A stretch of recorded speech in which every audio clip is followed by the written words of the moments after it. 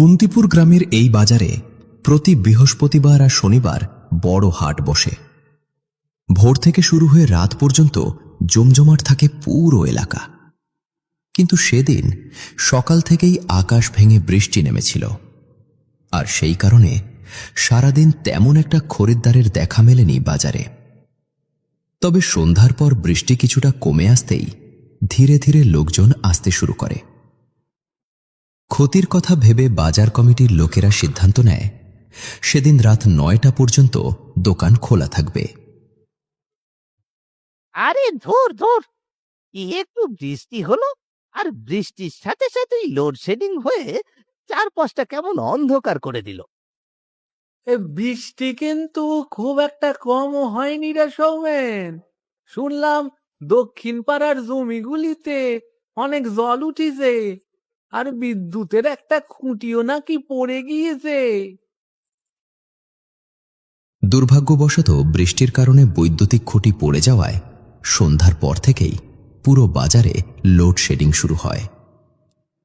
চারদিকে অন্ধকার নেমে আসে, তাই প্রতিটি দোকানে জ্বালানো হয় হ্যারিকেন, আর হ্যারিকেনের সেই হলদে আলোতেই চলতে থাকে কেনাবেচা।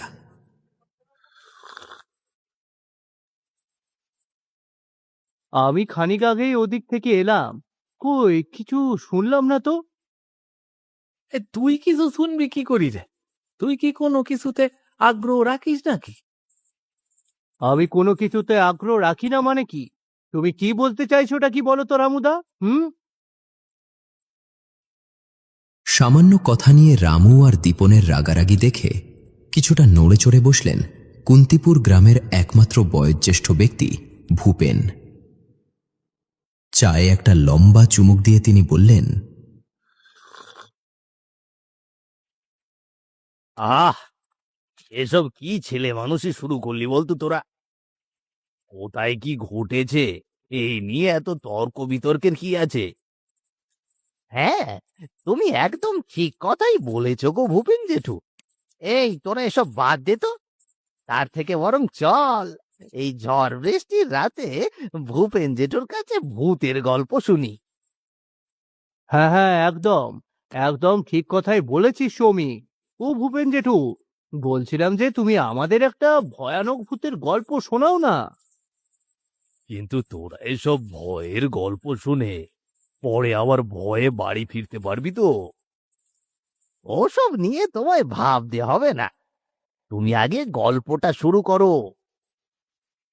তাহলে শোন, তবে এটা কোনো গল্প নয়, এটা আমার নিজের জীবনের একটা সত্য ঘটনা। আজ থেকে প্রায় 25 কি 30 বছর আগের কথা। তখন আমার বয়স মাত্র 25 বছর। এক ঝড় বৃষ্টির রাতে আমার জীবনে এমন একটা ঘটনা ঘটেছিল যেটা আজও ভুলতে পারিনি।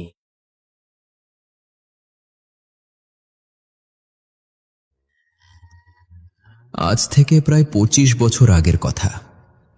তখন ভূপেন ছিল একেবারে তরতাজা যুবক। গ্রামেরই আরেক ছেলে কৌশিকের সঙ্গে প্রায় বড় মাঠে গরু চড়াতে যেত সে। সেদিনও নিজেদের গরুগুলো নিয়ে মাঠে এসেছিল তারা দুজনে। বন্ধু, এখানে আর একা একা কতক্ষণ বসে থাকবি বলতো? সকাল থেকে গরুর পেছনে ঘুরতে ঘুরতে আমার তো কোমরই ভেঙে যাবে বলে মনে আছে। তাহলে কি করবি? গরু চড়ানো ছাড়া তো আমাদের কোনো কাজও নেই। আমি আমি বলি কি, চল আমরা একটু নদীর ধারে গিয়ে বিড়ি টিড়ি খেয়ে আসি। গরুগুলো তো এখানে বাঁধাই আছে, কোথাও যাবে না। হুম, কথাটা খুব একটা মন্দ বলিসনি। চল, যাওয়া যাক। বলা মাত্রই আর এক মুহূর্ত দেরি না করে সাথে সাথেই গরুগুলোকে মাঠের মাঝখানে রেখে গল্প করতে করতে নদীর দিকে হাঁটতে শুরু করল ভূপেন আর কৌশিক।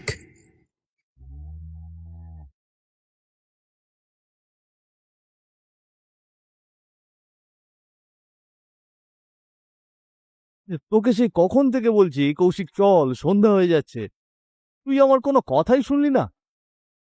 কতটা দেরি হয়েছে দেখ। তাতে কি হয়েছে? ওই একটু আধটু দেরি হলে এমন কিছুই হয় না। ওখানটায় গিয়ে শরীরটা কেমন চাঙ্গা হয়েছে সেটা বল। ভালো যে আমার লাগেনি সেটা বলবো না, ভালো আমারও লেগেছে। তবে গরুগুলোর জন্য ভীষণ চিন্তাও হচ্ছে। সন্ধ্যার পর তো কখনো গরুগুলোকে এভাবে মাঠে রাখিনি। আরে কিছুই হবে না, তুই অযথাই বেশি বেশি ভাবছিস। গল্প করতে করতে কখন যে অনেকটা সময় কেটে গিয়েছিল সেটা যেন টেরই পায়নি তারা। কিন্তু মাঠে ফিরে এসে দাঁড়াতেই সামনের দিকে তাকিয়েই ধপ করে উঠল ভূপেনের বুকের ভেতরটা। এ কি, আমার সাদা গরুটা, আমার সাদা গরুটা গেল কোথায়? এইখানেই তো বাঁধা ছিল। কোথায় আবার যাবে? এই আশেপাশেই হয়তো আছে, ভালো করে দেখলেই পাওয়া যাবে।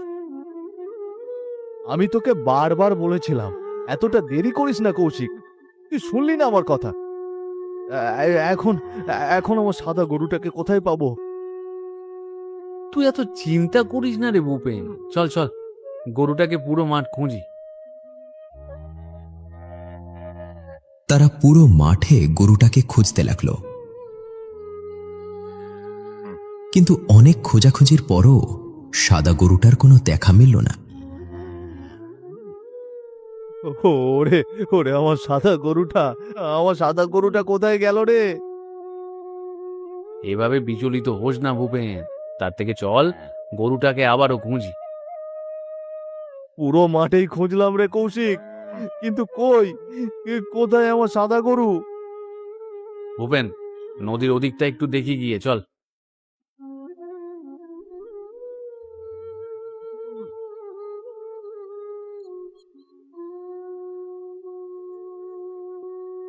কুন্তিপুর গ্রামের বড় মাঠের পাশ দিয়েই বয়ে চলে গিয়েছে খুব সরু ও ছোট্ট একটা শাখা নদী। অবশেষে নদীর কাছেই ভূপেনের সাদা গরুটাকে খুঁজতে গেল তারা। ভূপেন, ভূপেন, ওই দেখ, তোর সাদা গরুটা ওই হিজল তলায় ঘাস খাচ্ছে।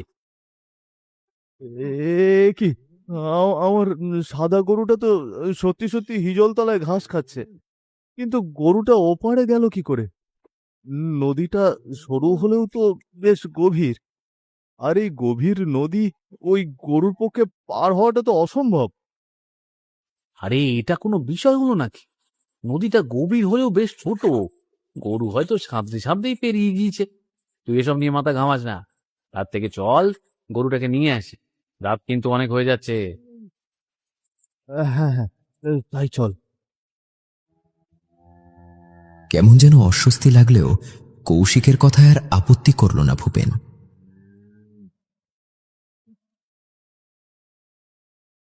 এরপর সেখানে গিয়ে গরুটাকে ধরে নিয়ে আবারও হাঁটতে শুরু করল তারা দুজন।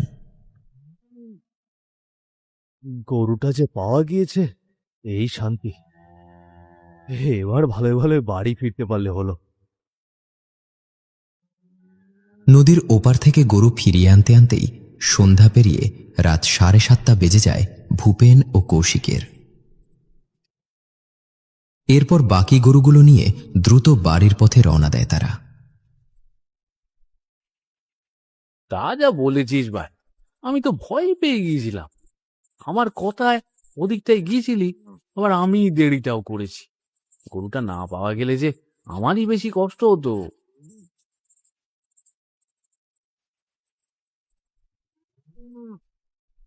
আরে আরে, গরুটা এভাবে ছুটছে কেন? এই এই দাঁড়া, এই দাঁড়া।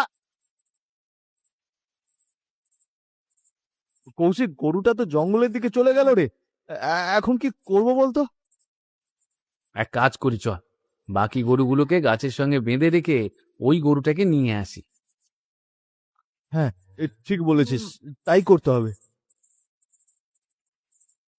সাদা গরুটা পালিয়ে যেতেই বাকি গরুগুলোর আচরণও অস্বাভাবিক হয়ে উঠল মুহূর্তেই। পরিস্থিতি নিয়ন্ত্রণে আনতে আর এক মুহূর্তও দেরি না করে বাকি গরুগুলো গাছের সাথে বেঁধে সাদা গরুটাকে খুঁজতে জঙ্গলের ভেতর চলে গেল তারা।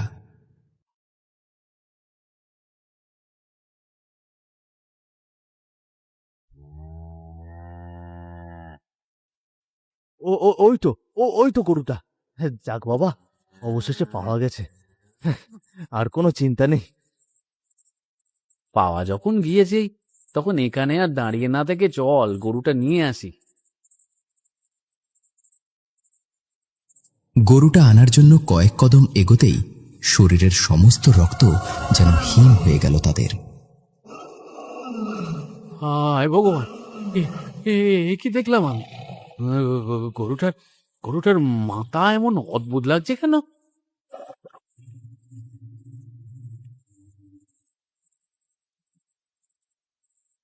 সত্যি তো, গরুর মাথায় এটা কি? আমার কি মনে হচ্ছে বলতো? আমার মনে হচ্ছে এটা কোনো গরু নয়, এটা অশরীরী কিছু। মানে আসার সাহস পেলি কি করে? তোরা জানিস না এখানে কেবল আমার রাজত্ব চলে।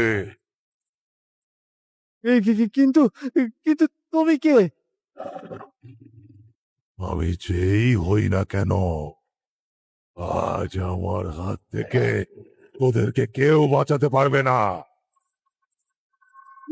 কৌশিক, আর দাঁড়িয়ে থাকিস না, পালা।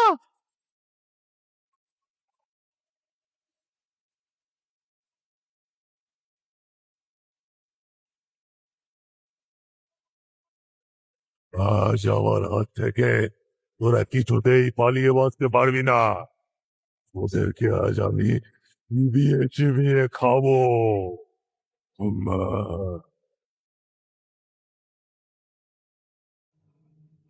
ঠিক সেই সময় পাশের শাখা নদীর ভেতর দিয়ে নৌকা চালিয়ে গান গাইতে গাইতে যাচ্ছিল এক মাঝি।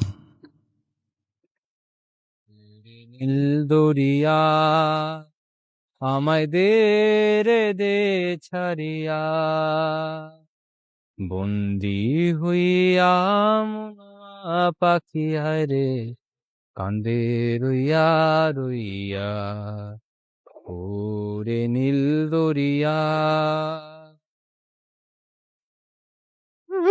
বাঁচাও, আমাদের বাঁচাও, বাঁচাও আমাদের। বাঁচাও! কে কোথায় আছো? আমাদের বাঁচাও!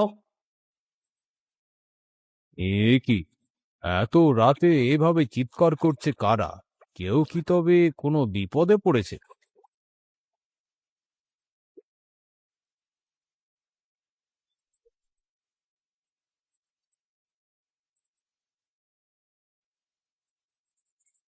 ভয় নেই, তোমাদের কোনো ভয় নেই। দূর হ, দূর হ অপদেবতা।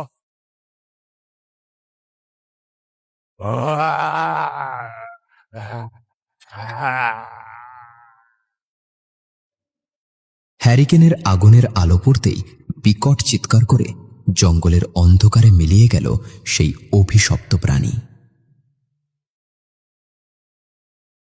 চলো, এইখানে আর এক মুহূর্ত দাঁড়িয়ে থেকো না, চলো তোমরা।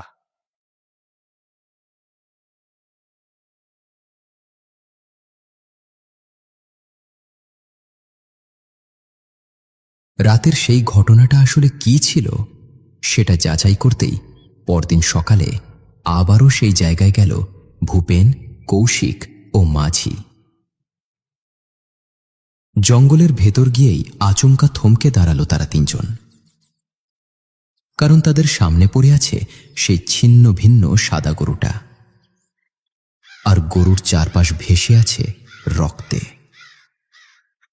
সেই সাথে গরুটার শরীরের বিভিন্ন অংশ ছিঁড়ে ছিঁড়ে খাওয়া হয়েছে দেখে মনে হচ্ছে কোনো ভয়ঙ্কর হিংস্র প্রাণী রাতের অন্ধকারে এটাকে টুকরো টুকরো করে ফেলেছে।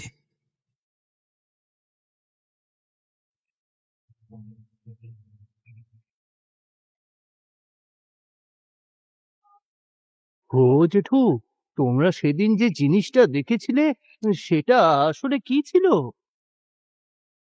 আমি আজও জানি না ওটা কি ছিল, তবে এটুকু জানি সেদিন মাঝি না এলে হয়তো আমি আর কৌশিক কেউই বেঁচে ফিরতাম না। তারপর আর কখনো কি এই জঙ্গলে গিয়েছিলে? না রে, আর কখনোই যাইনি, দিনের বেলাতেও না। বুঝলি তো, কিছু কিছু জায়গা আছে যেগুলো থেকে দূরে থাকাই ভালো। ধুর, এসব শুনে এখন আমার বাড়ি ফিরতে হবে ভাবতেই কেমন যেন গাটা একেবারে ছমছম করছে। আরো একই অবস্থা ভাই।